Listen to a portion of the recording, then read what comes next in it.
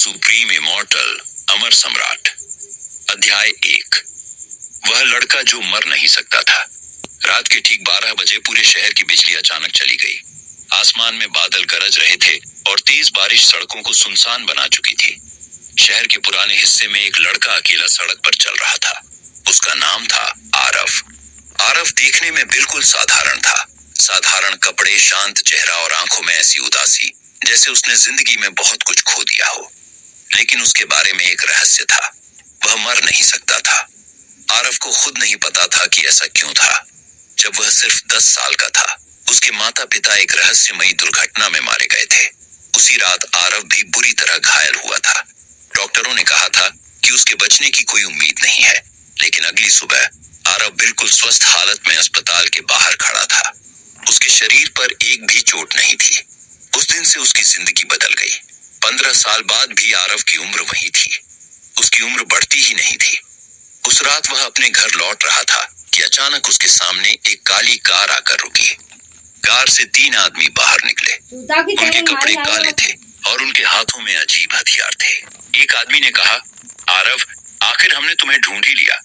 आरव रुक गया। तुम लोग कौन हो? आदमी मुस्कुराया, तुम्हें सच जानने का समय आ गया है। अचानक उसके पीछे से गोली चली।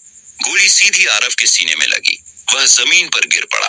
तीनों आदमी उसकी तरफ बढ़े, लेकिन कुछ ही सेकंड बाद आरव ने आंखें खोल दी। वह धीरे धीरे खड़ा हो गया।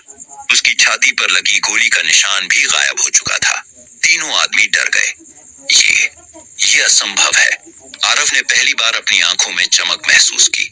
उसके शरीर के अंदर जैसे कोई शक्ति जाग रही थी। अचानक उसके दिमाग में एक आवाज गूंजी, सुप्रीम इमॉर्टल की शक्ति जागृत हो रही है। आरव के सामने सुनहरी रोशनी फैल गई। उसके शरीर के चारों ओर ऊर्जा का एक विशाल घेरा बन गया। तीनों आदमी पीछे हट गए। हमें तुरंत बॉस को खबर करनी होगी। आरव ने हाथ उठाया। अगले ही पल तीनों आदमी हवा में उछलकर दूर जा गिरे। आरव खुद अपनी शक्ति देखकर हैरान था। मैं आखिर हूं कौन? तभी पीछे से एक लड़की की आवाज आई, तुम वही हो जिसका इंतजार हजारों साल से किया जा रहा था।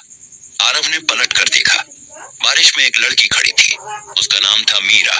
उसके हाथ में एक पुरानी किताब थी। आरव ने पूछा, तुम मुझे जानती हो? मीरा ने किताब खोली। उसके पहले पन्ने पर एक तस्वीर बनी थी। तस्वीर में एक योद्धा था, चेहरा बिल्कुल आरव जैसा। नीचे लिखा था, जब अंधकार संसार को निगलने लगेगा, तब अमर सम्राट वापस आएगा। आरव ने किताब अपने हाथ में ले ली। उसकी आंखें फैल गईं।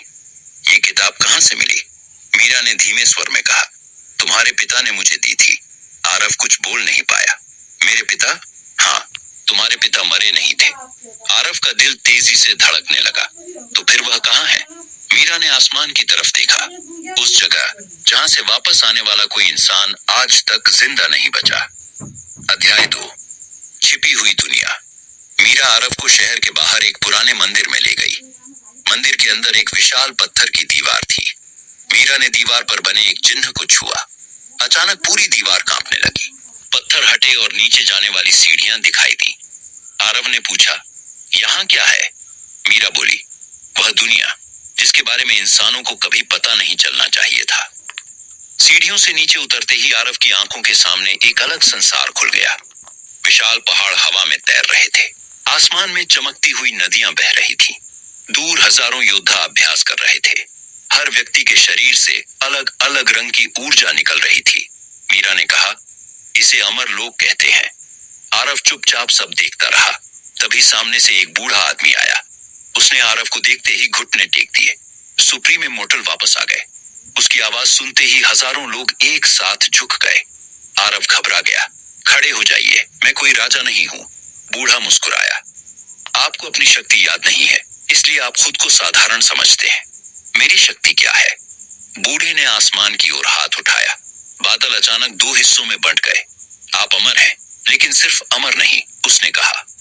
आप उन 7 महान शक्तियों के अंतिम उत्तराधिकारी हैं, जिन्हें ब्रह्मांड का संतुलन बनाए रखने के लिए बनाया गया था।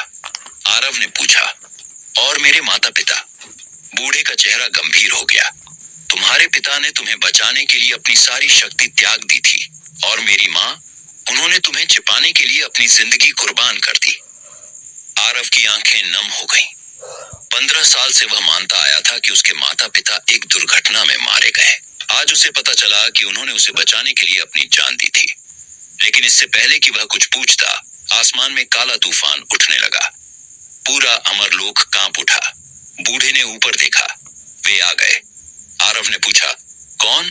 बूढ़े ने डरते हुए कहा, शैडो किंग। अध्याय 3, शैडो किंग का आगमन। आसमान से काली ऊर्जा का विशाल तूफान नीचे उतरा। उसके बीच एक आदमी दिखाई दिया। उसकी आंखें लाल थीं और उसके हाथ में काली तलवार थी। हजारों साल से मैं तुम्हारा इंतजार कर रहा हूं, सुप्रीम इमोर्टल। आरव उसके सामने खड़ा हो गया। तुम मेरे पीछे क्यों पड़े हो? शैडो किंग हंस पड़ा। क्योंकि तुम्हारे अंदर वह शक्ति है जिसकी मदद से मैं पूरे ब्रह्मांड का मालिक बन सकता हूं। आरव ने मुट्ठी बांध ली। मैं तुम्हें ऐसा नहीं करने दूंगा। शैडो किंग ने हाथ घुमाया। एक काली लहर आरव की तरफ दौड़ी। आरव ने हाथ आगे किया। दोनों शक्तियां टकराईं। पूरा अमरलोक हिल गया। आरव पीछे फिसल गया। उसे पहली बार महसूस हुआ कि सामने वाला दुश्मन कितना शक्तिशाली है। मीरा चिल्लाई, आरव, अपनी आंखें बंद करो। आरव ने आंखें बंद की।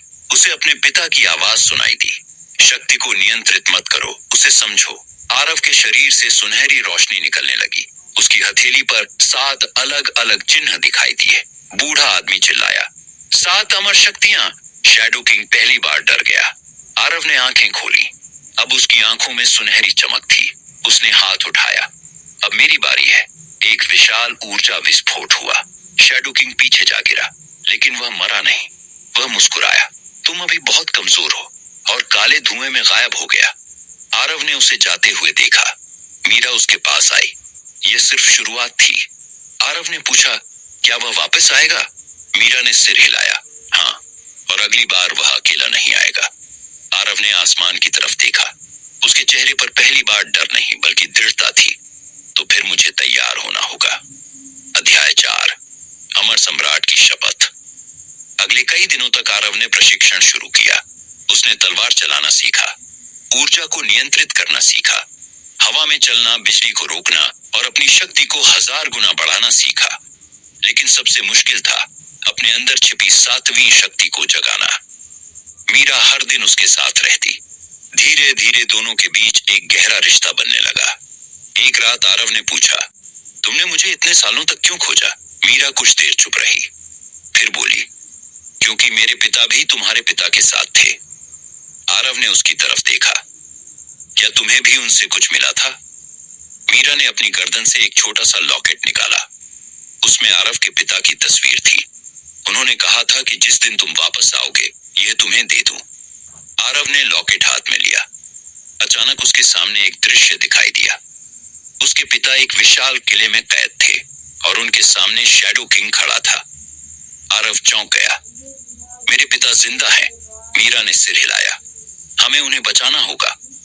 आरव ने मुट्ठी बांधी। मैं उन्हें वापस लेकर आऊंगा। उस रात उसने एक शपथ ली, मैं अपनी शक्ति का इस्तेमाल सत्ता के लिए नहीं, उन लोगों की रक्षा के लिए करूंगा जिन्हें अपनी रक्षा करना नहीं आता। दूर आसमान में बिजली चमकी, जैसे पूरा ब्रह्मांड उसकी शपथ का गवाह बन गया हो। लेकिन उसी समय शैडो किंग के किले में एक कैदी ने आंखें खोली। वह आरव के पिता थे। उन्होंने मुस्कुराकर कहा, अब समय आ गया है। और उनके पीछे एक विशाल दरवाजा खुल गया। उस दरवाजे के पार हजारों वर्षों से बंद एक ऐसी शक्ति जाग चुकी थी जो अगर मुक्त हो जाती तो पूरा संसार हमेशा के लिए बदल सकता था। जारी रहेगा। द सुप्रीम इमॉर्टल, अंधकार के किले में अंतिम युद्ध। अध्याय 5, कैद।